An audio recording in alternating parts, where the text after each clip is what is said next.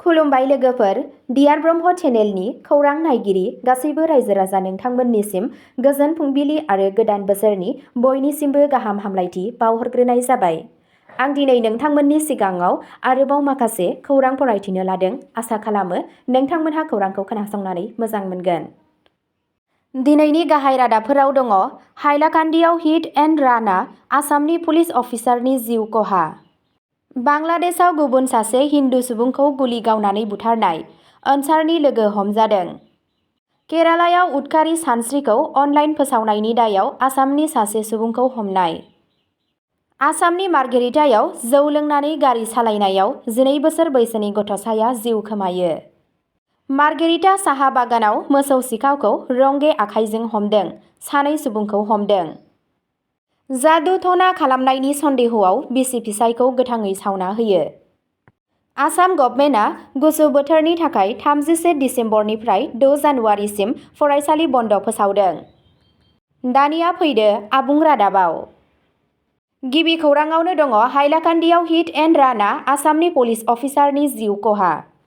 53 नं माहारियारि राजालामायाव जानाय मोनसे दुखुनांथाव जाब्रबथायाव सासे लाइमोन पुलिस अफिसारनि जिउ खहा जायो। बे जाथाया फोरबोनि मोनायाव जानला-मोनला गारि सालायनायनि सायाव गोदानै जिंगा सिखांनाय सोमजिदों। गोदान बोसोरनि सिगां मोनसे दुखुनांथाव हिट एन्ड रान जाब्रबथाया हाइलाकान्दी जिल्लानि पन्चग्रामाव आसामनि सासे पुलिस अफिसारनि जिउ फोजोबो, जायनि जाहोनाव जायगानि सुबुं माहारि आरो पुलिस हान्जाया सोमावग्लुंदों। बे जाब्रबथाया मंगलबारनि हर गेजेराव NH 53 आव पन्चग्राम धलाईसर बायपासजों जादों, जाय ओनसोलाव गोबां हान्थामेलानि थाखाय मिथिजायो। जायगानि सुलुंनिफ्राय मिथिनो मोननाय बादिब्ला गोख्रैथिजों खारबाय थानाय गंसे लाक्जारि गारिया सेबक दत्तनि मटर साइकेलजों मोगा-मोगि सौग्रावदों। जाब्रबथायनि उनाव गारिया मदद खालामनो थाद'नाय गैयाजासे जाथायथिलिनिफ्राय खारलाङो, जायनि जाहोनाव पुलिस अफिसारआ राजालामायाव गोब्राबै जोखोम जायो। बिथांखौ जायगायावनो जखम जानायनि थाखाय जिउ गोमादों होनना मिथिनो मोननाय जायो। खौरां मोननायनि दान्दिसे उनावनो पुलिस अफिसारफोरा जाब्रबथाय जानाय जायगासिम थाङो आरो खहा जानाय मटर साइकेलखौ बोखांनो हायो। उनाव गोथै सह'खौ पस्टमर्टेमनि थाखाय दैथायहरनाय जायो। नाजानायनि उनावबो पुलिसआ दासिम बे जाब्रबथायाव लोब्बा थानाय लाक्जारि गारिखौ नागिरना दिहुननो हायाखै। बे जाथायखौ लानानै केस होनाय जादों आरो पुलिसआ बे दुखुनांथाव हिट एन्ड रान जाथायनि थाखाय दायनिगिरि गारि आरो गारि सालायगिरि सानैनिबो सिनायथिखौ नायबिजिरगासिनो दं।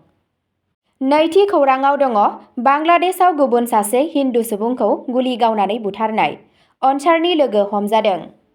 मयमनसिंहनि भालुका उपजिल्लानि सासे लोगोआ गुलि गावनानै 40 बोसोर बैसोनि बाजेन्द्र बिश्वास मुंनि सासे अन्सार सोद्रोमाखौ बुथारो।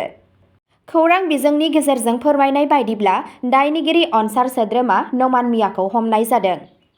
रिपर्टआव फोरमायनाय बादिब्ला बे जाथाया समबार 29 दिसेम्बर खालि मोनाबिलिनि 6:30 रिंगासो समाव उपजिल्लानि मेहराबारि ओनसोलाव थानाय सुल्ताना स्वेटार्स लिमिटेड फेक्टरियाव जादों।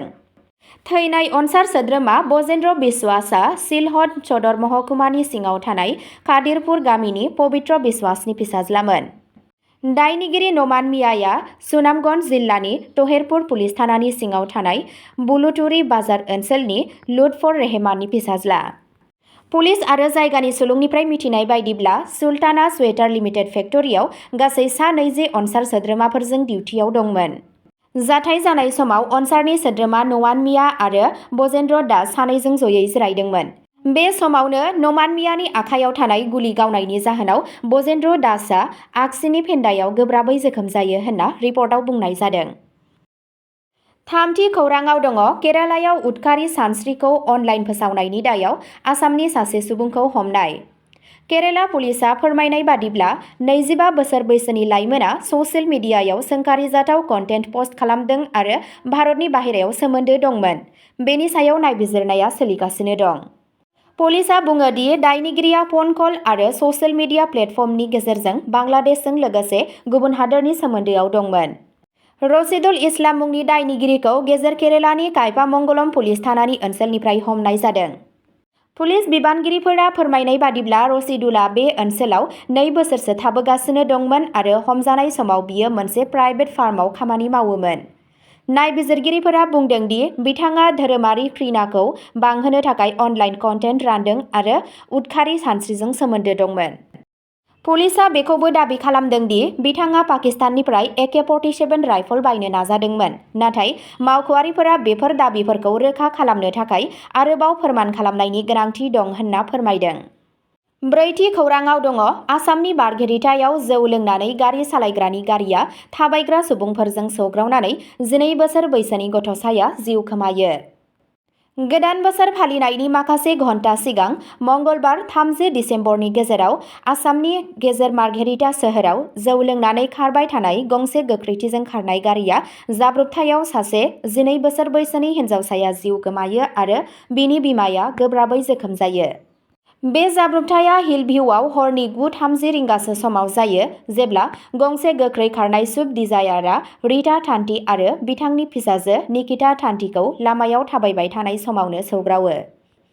खौरां मोन्नाय बादिब्ला सौग्रावनायनि उनाव गारिया कन्ट्रल खोमानानै लामा सेरनि इन्जुराव सौग्रावहैयो। पुलिसआ फोरमायनाय बादिब्ला PB02DA1572 नम्बर थानाय गारिखौ जानला-मानला सालायगासिनो दंमोन।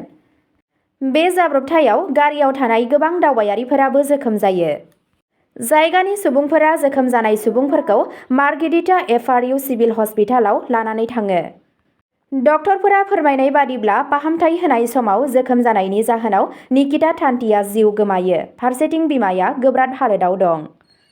जाब्रबथाय खालामनायनि दायनिगिरिफोरा हर्षित आरो आयुष, सानैबो 18 बोसोर बैसोनि आरो तिनिसुकिया जिल्लानि मार्घेरिटानि थागिरि होननानै सिनायथिनाय जादों। बेनि सायाव नायबिजिरनाया सोलिगासिनो दं। बाथि खौराङाव दङ मार्घेरिटा साहा बागानाव मोसौ सिखाव हमदों, सानै सुबुंखौ हमदों। तिनिसुकिया जिल्लानि 83थि मार्घेरिटा बिधान सभा बियाबनि सिङाव थानाय मार्घेरिटा साहा बागानाव मोसौ खावनायनि जेंनाया थाद'नाय गैयै बांबोगासिनो दं, जायनि जाहोनाव ओनसोलनि थागिबि आरो साहा बागाननि खामानि मावग्राफोरनि गेजेराव जिंगासिनाया बांबोगासिनो दं। बावैसो सान सिगां मंगलबारनि मोनायाव जानाय मोनसे जाथायाव साहा बागाननि थागिबिफोरा मार्घेरिटा टी एस्टेटनि जुम लाइन ओनसोलाव सासे मोसौ सिखावखौ हमदोंमोन। खौरां मोन्नाय बादिब्ला साननि समाव शिवराज महानन्द आरो दीपक पहारी मुंनि मोसौ सिखावफोरा खोमसि जाखांनायनि उनाव खावनायनि थांखिजों साहा बागाननि सिङाव मोसौखौ खानानै दोनदों। थि खौरां मोननानै मोसौनि बिगोमा बाबुरामआ सांग्रां जानानै गुबुन थागिरिफोरजों लोगोसे नेबाय थादोंमोन। जेब्ला साब्रै सन्देह गोनां मोसौ सिखावफोरा हर जाखांनायनि उनाव मोसौखौ लांनो नाजायो, अब्ला सांग्रां जायगानि सुबुंफोरा बिसोरखौ होबथायो। फारसेथिं सानै दायनिगिरिफोरा थागिरिफोरजों हमजायो, गुबुन सानैया खारखोमानो हायो। उनाव हमजानाय सन्देह गोनां सुबुंफोरखौ पुलिसनि आखायाव गथायनानै होयो आरो बिसोरखौ हमनानै आरोबाव नायबिजिरनो थाखाय मार्घेरिटा पुलिस थानासिम लांनाय जायो। पुलिसआ जाथायनि सायाव नायबिजिरनायखौ जागायदों। फारसेथिं थागिबिफोरा साहा बागान ओनसोलफोराव मोसौ खावनायनि जेंनाया जाफ्लेबाय थानायखौ होबथानो थाखाय गोख्रों राहा लानो खावलायदों। द'थि खौराङाव दङ आसामाव मोनसे सोमोनांथाव जाथाय। जादु टना खालामनायनि सन्देहआव बिसि फिसायखौ गोथाङै सावना होयो। गाग्लोबग्राफोरा गिबियाव बिसि फिसायखौ न'नि सिङावनो गोबौ हाथियारजों गाग्लोबदों आरो उनाव बे जायगायाव अर सावना होयो, जायनि जाहोनाव बिथांमोननि जिउ खहा जायो। सुलुंनिफ्राय मिथिनो मोननाय बादिब्ला बे जाथाया मंगलबारखालि कार्बि आंलंनि हावराघाट ओनसोलाव थानाय 1 नं बेलगुरि मुन्डा गामियाव जादों। जिउ खोमानांनाय सुबुंफोरखौ 43 बोसोर बैसोनि गार्डि बिरुवा आरो 33 बोसोर बैसोनि मीरा बिरुवा होनना सिनायथिनाय जादों। गाग्लोबग्राफोरा गिबियाव बिसि फिसायखौ न'नि सिङावनो गोबौ हाथियारजों गाग्लोबो आरो उनाव बे जायगायाव अर सावना होयो, जायनि जाहोनाव बिथांमोननि जिउ खहा जायो। जाथायनि दान्दिसे उनावनो पुलिसआ जाथायथिलियाव सौहैयो आरो नायबिजिरनायखौ जागायो। गासैबो दायनिगिरिफोरखौ बिसोरनि आवथायाव लानाय जादों। सासे पुलिस खौरांगिरिया खौरां एजेन्सिखौ फोरमायदों दि जाय ओनसोलाव बे जाथाया जादों बे ओनसोलाव खोमसि फोथायनाया साग्लोबजानानै दं। सुबुंफोरा दासिमबो फोसावनायफोरनि सायाव फोथायनाय दं, जायनि थाखाय माखासे सुबुंफोरा दुखु खस्थ सहायनो गोनां जायो, मावख'गिरिया बुङो। बे जाथाया फिन खेबसेबाव आसाम हादराव दायना मैहुर खालामनायनि गिनायखौ सोमजिहोदों, जाय हादोरसायाव दायना मैहुर खालामनायनि हेंथायै जोबोद गोख्रों आयेन दं। आसाम दायना मैहुर होबथानाय आरो रैखाथि आयेनखौ हादोरसा सोरखारा 2015 मायथाइयाव थिसनदों। बे आयेननि गेजेरजों मानसिफोरखौ दायना होननानै सिनायथि होनानै बुथारनायनि थाखाय गोख्रों साजा आरो जरिमाना होनाय जादों। आसामाव दायना मैहुर खालामनाय जाथायाव 100 निबो बांसिन थैनाय नुनो मोननाय जादों। स्निथि खौराङाव दङ आसाम गभर्नमेन्टआ गुसु बोथोरनि थाखाय 31 दिसेम्बरनिफ्राय 6 जानुवारिसिम फरायसालि बन्द फोसावदों। जोबोर गुसु बोथोर आरो खुवानि थाखाय आसामनि फरायसालिफोरा 31 दिसेम्बरनिफ्राय 6 जानुवारि 2026 सिम बन्द थागोन। सोलोंथाइ मन्त्रि रनज पेगुआ जिल्ला कमिसनारफोरखौ जायगानि थासारिखौ बिजिरनो आरो सम थि खालामनाय एबा बन्द खालामनायनि सोमोन्दै गोनां थिरांथा लानो खावलायदों। भारतारि बोथोर बिगियान बिफानआ सोलिबाय थानाय खुवा आरो बिदुङा खमायलांनो हागौखौ सिगांग्रो रादाब होदों। आसामनि सोलोंथाइ मन्त्रि रनज पेगुआ गावनि एक्स हेन्डेलआव बुंदों दि दानि जोबोद गुसु थासारिखौ नोजोर होनानै गासै जिल्ला कमिसनारफोरनो गावबा गावनि जिल्लानि थासारिखौ नायनानै आरो दुंहाव थासारिनि समाव सिगांग्रो फोसावनाय बिथोन बायदियै फरायसालिनि समखौ थि खालामनाय एबा फरायसालिखौ बन्द खालामनायनि थाखाय नांगौबादि थिरांथा लानो बिथोन होनाय जादों। मन्त्रि बिथाङा बुङो दि बे बेलायाव जिल्ला कमिसनारफोरनो नांगौथार फोसावलाय होनाय जाबाय। अब्ला दिनैनि खौरां फरायथिनाया एसेनोसै। गोजोन्थों।